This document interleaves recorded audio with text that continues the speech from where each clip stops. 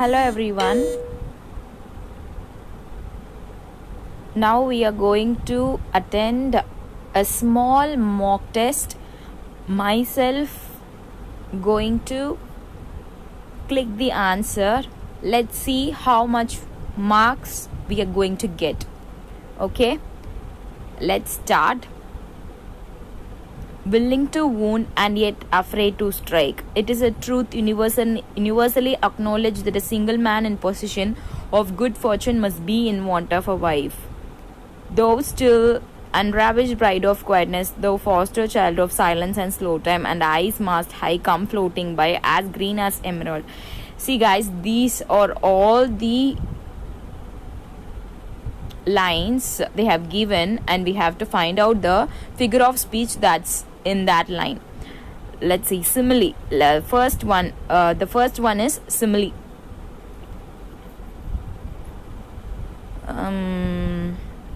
Sorry, not the first one.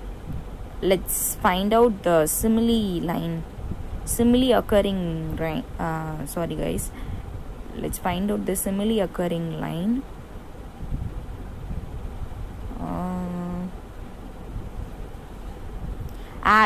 As green as emerald. So for D it is 2. So this is the answer.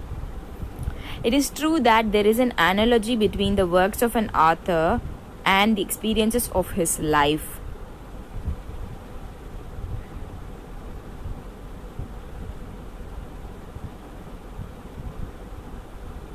The works may be seen as an incomplete translation of the life. In the light of above statements, choose the correct answer from the options below. Analogy, in the sense there is a comparison. So statement 1 is true. The works may be seen as an incomplete translation of the life. That is false, I think so. Okay, let's choose this option. In the second language learning, in the same classroom setting, some students progress rapidly through the initial stages of learning a new language, while others struggle, making very slow progress.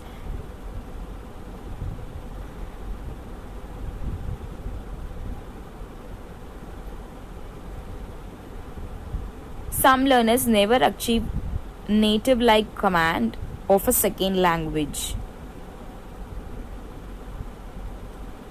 Some learners never achieve native-like command of a second language. Let's choose the option. I don't know, guys. Let me...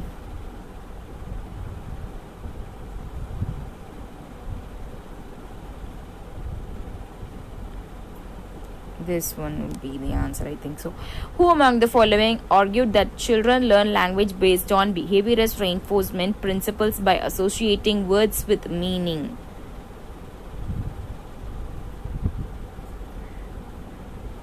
I think so. This one could be B.F. Skinner. Integrative motivation refers to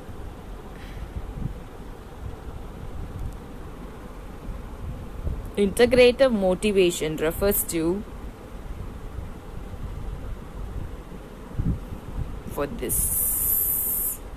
Sorry guys, this one could be the answer. Okay, let's submit the test.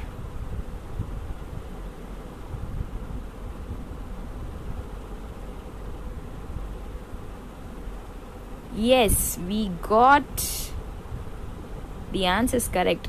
Yes, this one is correct and this one is wrong. This one is correct. This one is correct. This one is also correct. Yes, we got 8 marks. 10 out of 8 we got. Okay, let's see. The thing is, guys, you need to know the figure of speech at least 10 or 12. See, antithesis, simile, irony, these 3 we can be able to identify very soon. Assonance is the thing already we have learned, but we have to remember again, and it will take time. So let's see. Antithesis is a figure of speech that juxtaposes two opposing or contrasting ideas. In the example, willing to wound and yet afraid to strike. The two opposing ideas, willing to wound and afraid to strike. So these are all contrasting, right? Irony is a figure of speech that uses words to convey the opposite of their literal meaning. In the example, truth universally acknowledged that a single man in possession of good fortune must be in want of a wife. So the author is saying that it is a universally acknowledged truth that a single man with a good fortune must be in want of a wife. But the speaker is actually being ironic. Assonance is a figure of speech that repeats vowel sounds within words or phrases.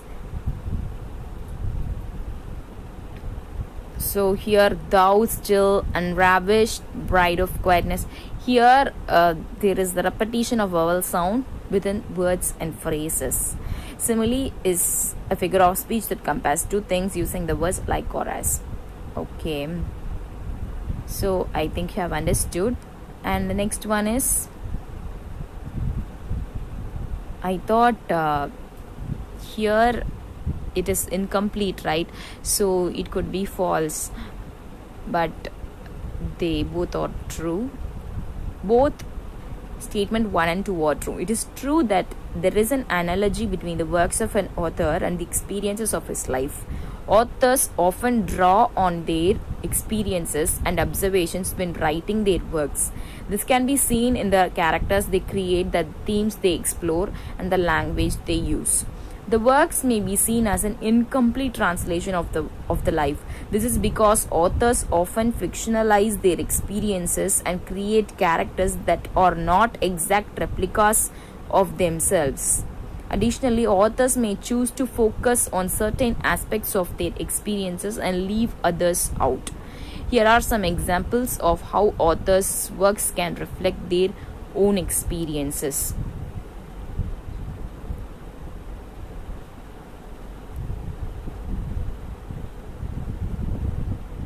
So they don't choose they don't give the exact replicas of themselves in their works. Charles Dickens' novel David Copperfield is thought to be a semi-autobiographical novel in which Dickens draws on his own experiences of childhood poverty and hardship. Jane Austen's novels often explores themes of marriage, love, and social class, which were all important aspects of her own life. F. Scott Fitzgerald's novel The Great Gatsby is thought to be a reflection of Fitzgerald's own experiences of the Roaring Twenties and the American Dream. It is important to note all the authors' works are autobiographical. Not all the authors' works are autobiographical. Some of the authors' works would be autobiographical. Okay. Next one is, yes, as we have seen,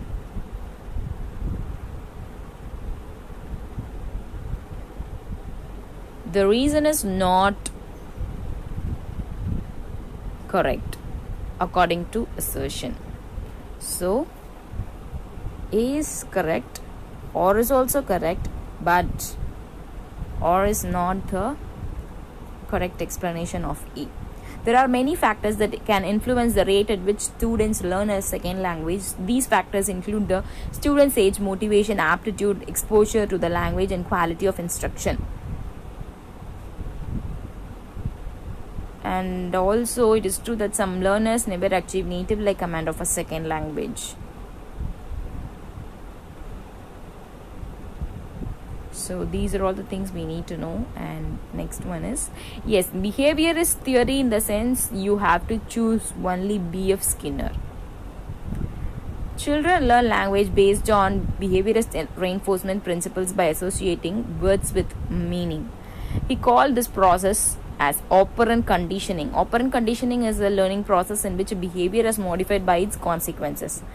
In the case of language learning, the consequences of saying a word correctly or positive reinforcement such as praise or attention.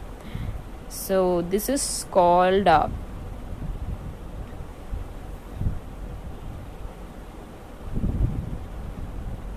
this is called operant conditioning. And Skinner also argued that learning a language, the children who learn the language by imitating the speech of their parents and caregivers is called modeling. So you have to look on to these things, guys. Jean Piaget, Noam Chomsky, Lev Vygotsky. Please go through this.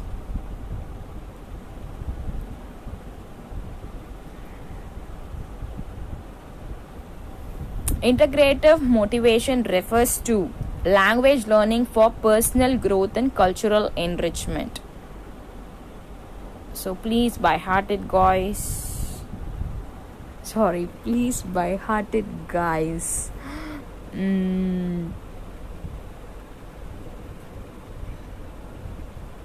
Integrative motivation is a type of motivation to learn a second language.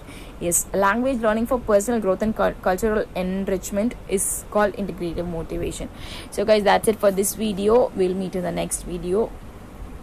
Till then, it's bye from UGC Net English Literature.